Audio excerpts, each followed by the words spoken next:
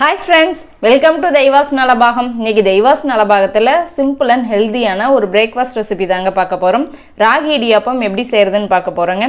இந்த மெத்தட்ல செய்யும்போது குழையாம ரொம்ப நல்லா சாஃப்ட்டா இருக்கும் இடியாப்பம். beginners கூட ரொம்ப ஈஸியா செஞ்சிரலாம். வாங்க எப்படி செய்யறதுன்னு பார்க்கலாம்.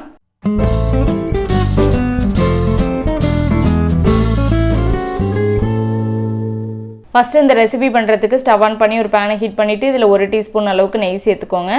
இல்ல 1 கப் அளவுக்கு ராகி மாவு எடுத்து வச்சிருக்கேன். இது உள்ள சேர்த்துக்கலாம். சேர்த்துட்டு அடுப்பை நல்லா குறைவான தீயில வச்சிட்டு நல்லா 3 ல இருந்து 4 நிமிஷத்துக்கு இந்த மாவை நல்லா வறுத்துட்டு எடுத்துக்கலாம். இது போல நம்ம வறுத்துட்டு செய்யும்போது இடியாப்பம் ரொம்ப நல்லா சாஃப்ட்டா இருக்கும். அது நெய் சேர்த்து வறுக்கும்போது இன்னும் நல்லா ஃப்ளேவரா இருக்கும். மாவுல நல்லா இந்த அளவுக்கு வறுபட்டுருச்சு. இத வேற பாத்திரத்துக்கு மாத்திட்டு இதுல ஒரு 1/2 டீஸ்பூன் அளவுக்கு உப்பு சேர்த்துக்கலாம். சேர்த்து எல்லாம் நல்லா கலந்து விட்டுட்டு இல்ல தண்ணி ஊத்தி நம்ம பிசைஞ்சிக்கலாம். தண்ணி நல்லா கொதிக்கிற தண்ணியா இருக்கணும். நல்லா கொதிக்க வச்சிட்டு அந்த மாதிரி சூடான தண்ணியா சேர்த்துக்கோங்க. எடுத்தோனே நிறைய ஊத்திராதீங்க. கொஞ்சம் கொஞ்சமா சேர்த்துட்டு நல்ல ஒரு ஸ்பூன் வச்சு நல்லா கலந்து விடுங்க. மாவெல்லாம் நல்லா ஒன்று சேர்ந்து வந்ததுக்கு அப்புறம் இதை ஒரு மூடி போட்டுட்டு நம்ம மூடி வச்சிரலாம். நல்லா கலந்து விட்டுட்டு ஒரு மூடி போட்டு மூடி வச்சிட்டோம்னா மாவெல்லாம் நல்லா ஊறி நமக்கும் அந்த கை பொறுக்கிற சூடு வந்துடும். பிசையறதுக்கும் ஈஸியா இருக்கும். இப்போ ஒரு 5 நிமிஷம் ஆயிருச்சு. நம்ம ஓபன் பண்ணிட்டு இந்த மாவை நல்லா நம்ம பிசைஞ்சிக்கலாம். மாவை நம்ம நல்லா வறுத்துட்டு சேர்த்தனாலே சுடு தண்ணி ஊற்றி பிசைஞ்சோன்னா இன்னும் ரொம்ப நல்லா சாஃப்டாக இருக்கும் இடியாப்பம். இது போல் நல்லா சாஃப்டான மாவாக இது போல் பிசைஞ்சிக்கோங்க. மாவு ரெடி ஆயிடுச்சு. இப்போ நம்ம இடியாப்ப அச்சில் சேர்த்துடலாம். அதுக்கு நான் இது போல் இடியாப்ப அச்சு எடுத்திருக்கேன். இது உள்ளே சேர்த்துட்டு சுற்றியும் கொஞ்சம் நெய் இல்லைன்னா எண்ணெய் சேர்த்துக்கலாம். அப்போ புளியறதுக்கு ரொம்ப ஈஸியாக இருக்கும். இப்போ இது 2 பேட்சாக பிரிச்சுட்டு நான் உள்ளே சேர்த்துக்கிறேன். நான் இட்லி பிளேட்டில் துணி போட்டு வச்சுருக்கேன்.